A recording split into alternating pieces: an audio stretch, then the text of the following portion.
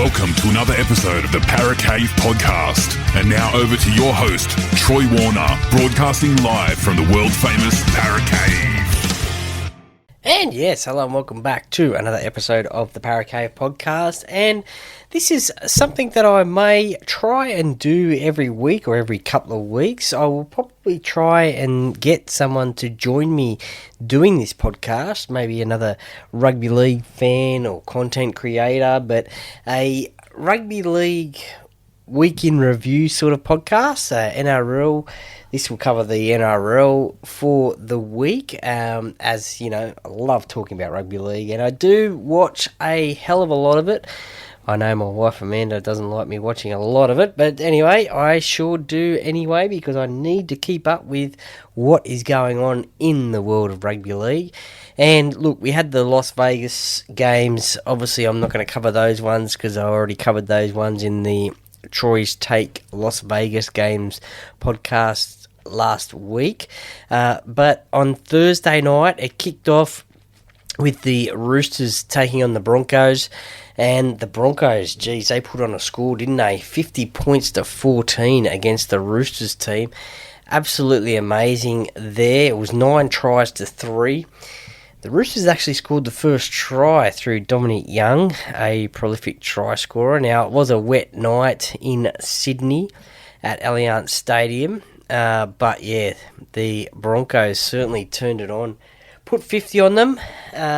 And look, there's the old statistic that any team that concedes 50 points in the NRL competition cannot go on to win the NRL Premiership, as no team has done that yet in history.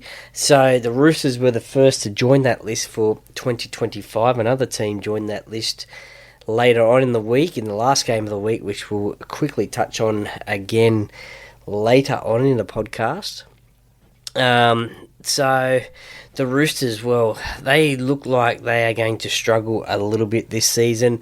We all knew with the players that they had lost and the players that are injured at the moment, it was going to be tough for the Roosters. The Broncos, they were one of the, well, not the favourites, but they were one of the favourites into this competition. A lot of people had tipped them to finish in the top 4, definitely in the top 8 this season under new coach Michael Maguire. And they haven't really lost a lot of players. They have gained, obviously, the big one is Ben Hunt. They still have Ezra Mam off suspended, so Ben played in the halves for this game, and more than likely it will potentially look like that Ben will play in a hooker when Ezra Mam comes back, I think in round 10, I think it is. But he actually scored a try this night. Reece Walsh, he was one of the better players on the night as well. Certainly getting back to that form of 2023 that we all saw when the Broncos made the grand final. So, a pretty convincing win. Adam Reynolds, 6 out of 9. 1 penalty goal as well. There was a sin binning late in the game to Brendan Piakura. Now, he was pretty much just come onto the field, made a tackle, and then he was off in the sin bin for 10 minutes. And that happened in the 72nd minute, so that was the end of his night. 20 points to 4 at half-time, and the Broncos looked really in control. 84% completion rate, only 59% possession, only 41% possession for the Roosters, a completion rate of 73%.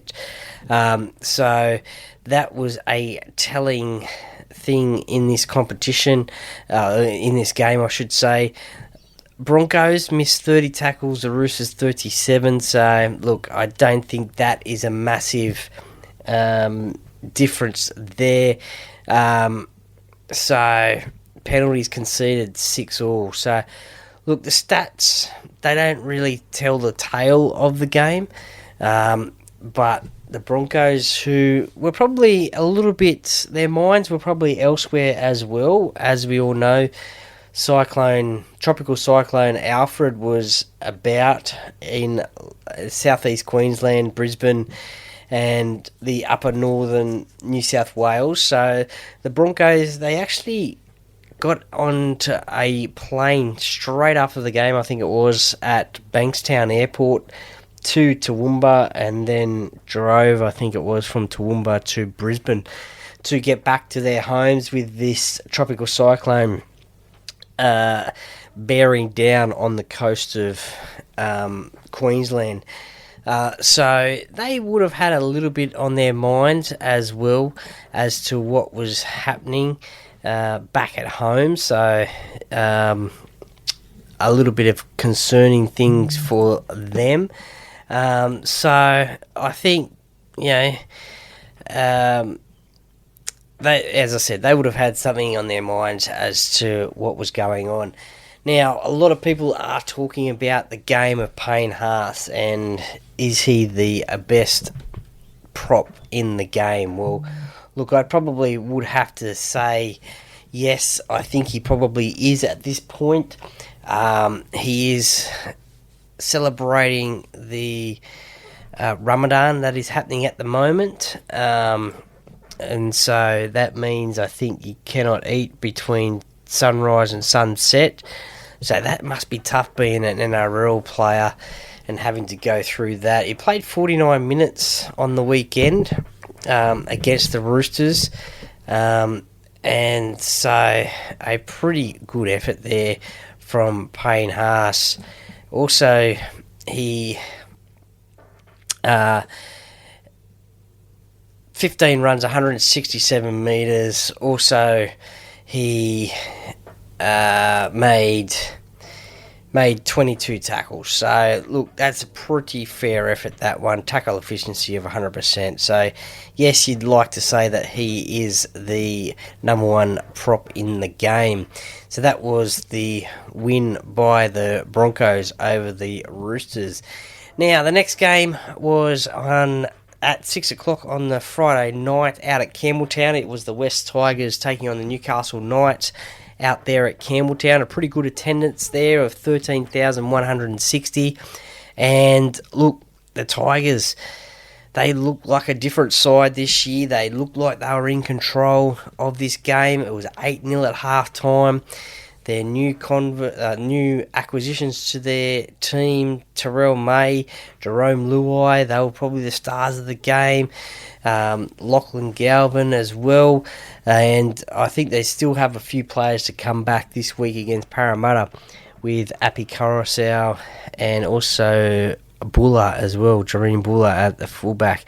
I'm not sure if he's back this week or not, but definitely Api is back this week. But to this game, and it did look like that Newcastle were struggling against this West Tigers side. As I said, they looked like the Tigers were in control of this game for most of the game. I think the Tigers' completion rate was up near 80%. It was 79%. Possession was about almost 50-50. It was 51% to 49% for the Newcastle Knights. Newcastle never looked like they were going to get into this game. But then it was a try to Greg Marzu, I think it was, in the corner. And that really got them back into this game. And I think it was... Fletcher Sharp scored their first try. Now, that's a new player in the 5'8" position for the Newcastle Knights. We have seen in the past that Newcastle chop and change with their halves. So I think it is important that they stick with Fletcher at 5'8" for at least a couple of games. Look, they won this game only just by 2 points. Greg Marzu scored that second try there for Newcastle Knights. Kalen Ponga 1 out of 2. So, look, I think it was a pretty big defensive game from both sides. Only the 2 points in it. But as I said, the Tigers were unlucky to lose this game, I think. I think they will look back on this game and say that it should have been a game that they should have won. for being in control of this game. Newcastle, they will probably look back on this game as one that they got away with winning. The next game on the Friday night was at 8 p.m. Now, it was relocated to CommBank Stadium in Sydney. It was a Dolphins home game to be played at Suncorp Stadium, but as I mentioned before, Tropical Cyclone Alfred was upon us, and upon Queensland and northern New South Wales. So the decision was made to relocate the game to CommBank Stadium in Sydney, and that the Dolphins would travel down to this game to play the Rabbitohs. And the Rabbitohs game against the Dolphins later on in the year would be relocated back up to Queensland. Now, you'd have to think that it was probably a little bit of a distraction for the Dolphins. I think they had 2 to 3 players, Cody Nikorima and Mark Nichols, stay at home, which is rightfully so as well. There's a bit of controversy, I guess you could say, about that in the social media world, about whether this game should go ahead due to what was happening in Queensland and northern New South Wales. Should they have cancelled this game? Should they have shared points? Should they have deferred this game to another time? But the NRL made a decision to relocate it. So you would have to think that potentially this could have been on the minds of the Dolphins players, just because of what was going on at home, and also about them not having any control about what's going on back at home.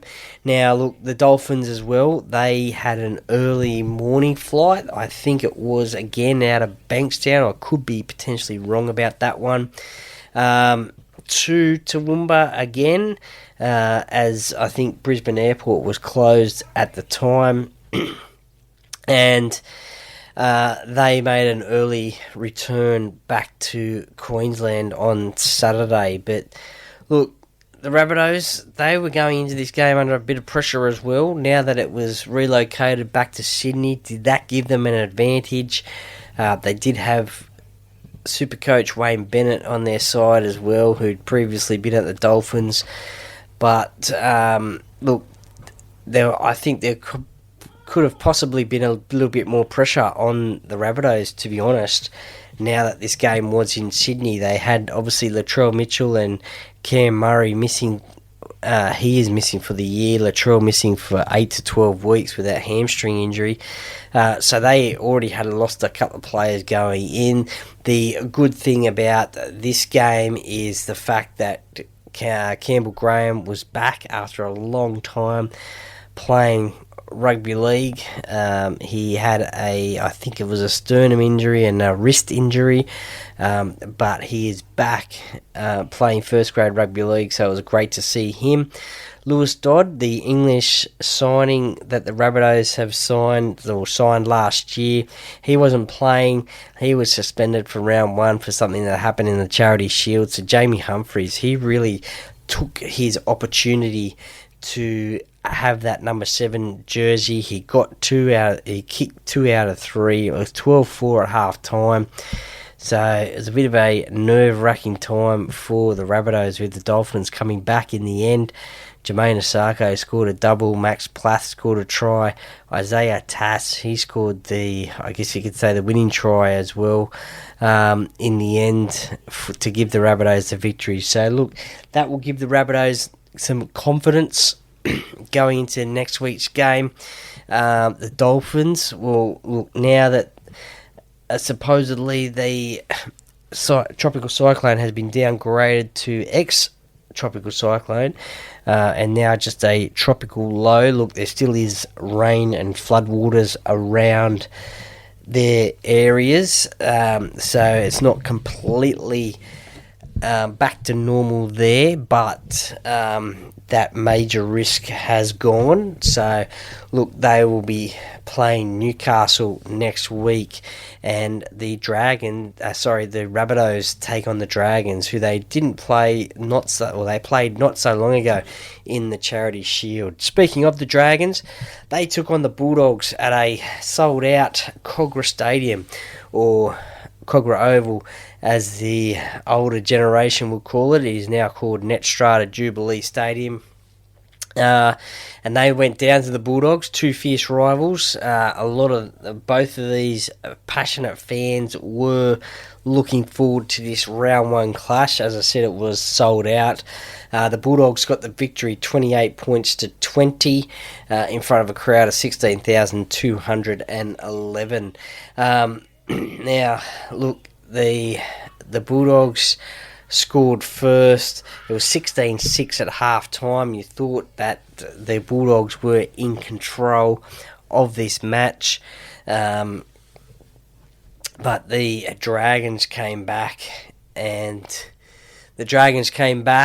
Christian Tuipulotu, he scored 3 tries, and didn't let his opposition know about it. I think Stephen Crichton was put on report for coming over with what looked like accidental knees. Did contact him in the head, so I think he was on report. I haven't heard anything about that further. And Satili Tupanua, who played for the Roosters last season, he's made the transfer to the Bulldogs. He scored 2 tries within 6 minutes for the Bulldogs, coming on off the bench. And look, there was a bright spark to the Dragons side. Jacob Little, he scored a great try. The Dragons got a penalty. He took a quick tap. The Bulldogs weren't responding, and basically just ran straight through them, straight up the middle, and untouched, and scored a try. So that was a great effort from him. Of course, the Dragons, they had their new recruits on show as well. Clint Gutherson, Damien Cook, and Val Holmes as well. Val Holmes kicked 2 goals, 2 out of 4 for the Dragons. So, look, it was 55% possession to the Bulldogs, 45 to the Dragons, 74% completion rate, 68% to the Dragons. Look, a pretty fairly even contest. As I mentioned, it looked like the Bulldogs were running away with it, but the Dragons came back in the end, but it just wasn't enough. They will be disappointed about that one. They take on, as I mentioned before, the Rabbitohs next week, and the Bulldogs take on the Gold Coast Titans, who in news today have been relocated to Sydney, or they will relocate to Sydney for that game on Sunday, as their training venue is under floodwaters from ex-tropical cyclone Alfred as well. So there is severe flooding up there at their training facility. The water is up over the crossbar. So there's pictures on the NRL website, and you can just see the top of the post sticking up. So not good news for the Titans. A big disruption to their first game of the season. Of course, they had the bye last week in round number 1, so they will have a massive distraction there. The next game on Saturday was at 4 Pines Park, or Brookvale Oval for the purists. I always call it Brookvale Oval, but I guess you have to mention the sponsors, 4 Pines Park. But a massive win, a 30-point win to the Manly Sea Eagles over the North Queensland Cowboys, and boy, didn't the Sea Eagles really turn it on. It was 24-0 at half-time. It was a 7-try-to-2 win, and Ruben Garrett kicked 6 out of 7 and 1 penalty goal as well. But boy, it was a really quick score, really quickly. Hamoli Olakawatu scored in the 3rd minute, Jason Saab in the 7th, Ben Travojevic in the 9th. So 3 quick tries within 10 minutes. And the Sea Eagles, they were on fire. Ruben Garrick, he also scored a try. Daly Cherry Evans, he scored a try as well. He was a major part of this team as well. It was basically the Tom Travojevic, Daly Cherry Evans show. They were leading the team around the park, and look, they were just finding space out wide, and the Cowboys didn't have an answer. They scored their first try in the 72nd minute.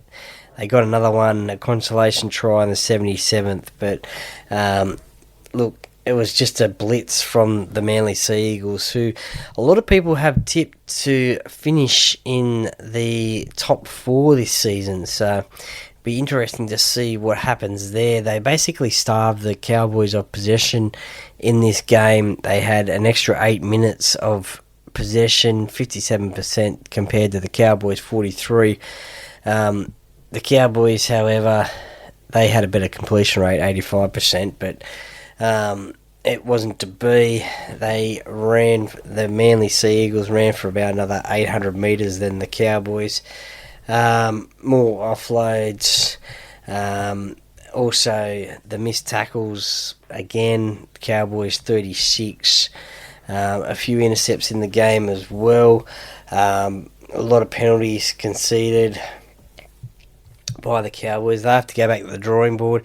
They had a debutant halfback, which is always tough in the NRL. So look, it's only round 1, so you're going to have to give them the benefit of the doubt and a backup this week. I think the Cowboys play the Sharks up there at Townsville, so look, you would give the young kid another crack. But as I mentioned, it was the Daly Cherry Evans, Tom Travojevic show, so that was a great win to Manly and a big score as well. Manly, they take on the Warriors over in New Zealand at 6 o'clock on the Friday, and the Cowboys, as I mentioned, they are at home to the Cronulla Sharks on Saturday. The last game of the week was the Melbourne Storm up against the Parramatta Eels. Now, look, I'm not going to talk about this one too much because I have done my review on this one, but it was a tragedy for the Parramatta Eels. It was 56 points to 18 in favour of the Melbourne Storm. It was like 46-6 at half-time. Unbelievable. The Melbourne Storm, they were in a mood yesterday. They wanted to keep the winning run of Craig Bellamy in round 1 games alive. It now reads at 23-0. Parramatta were the closest team, actually.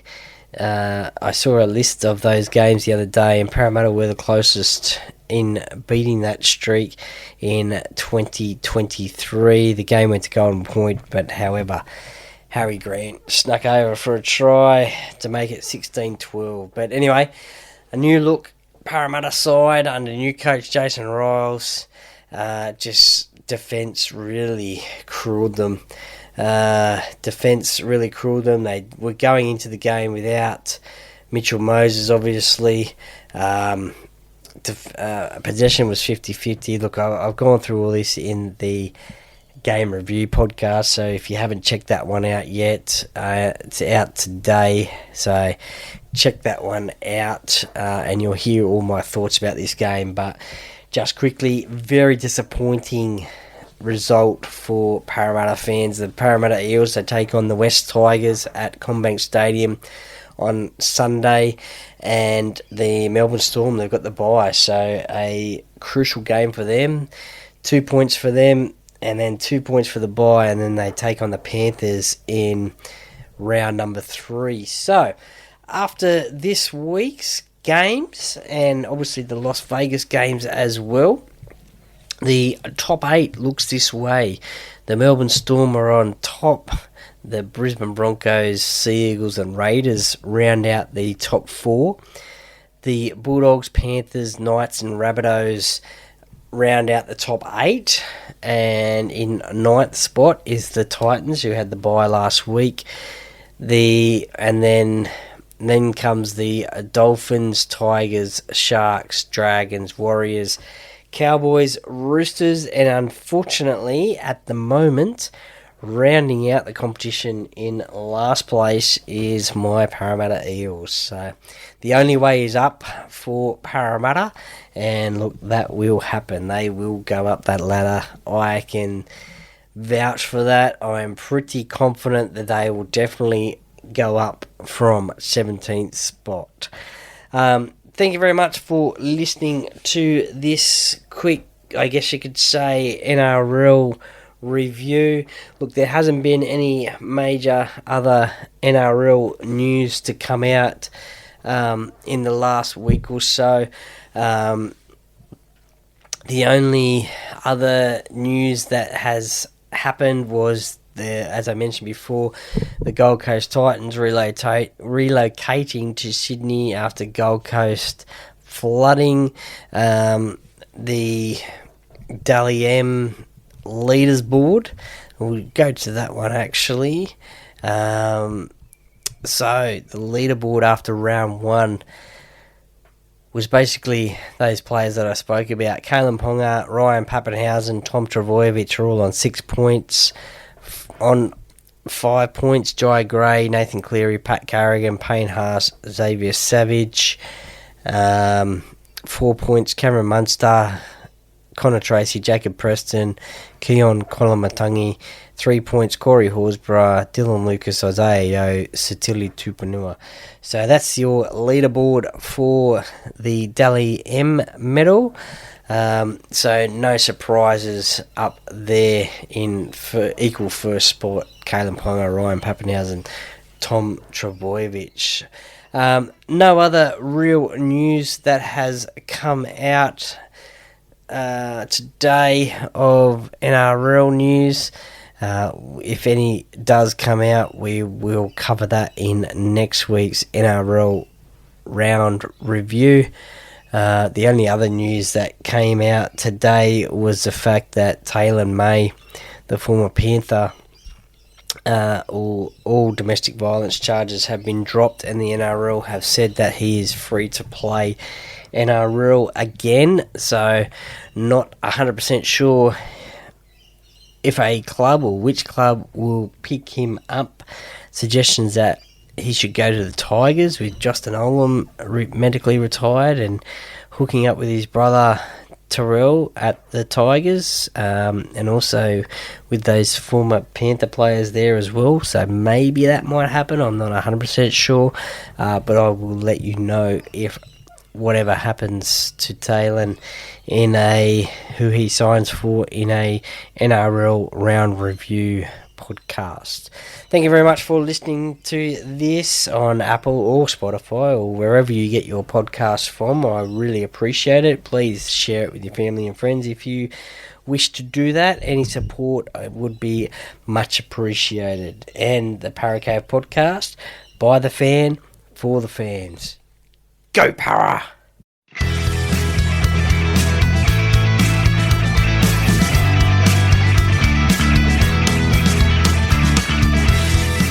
Thank you for listening to another episode of the Paracave Podcast. See you next time.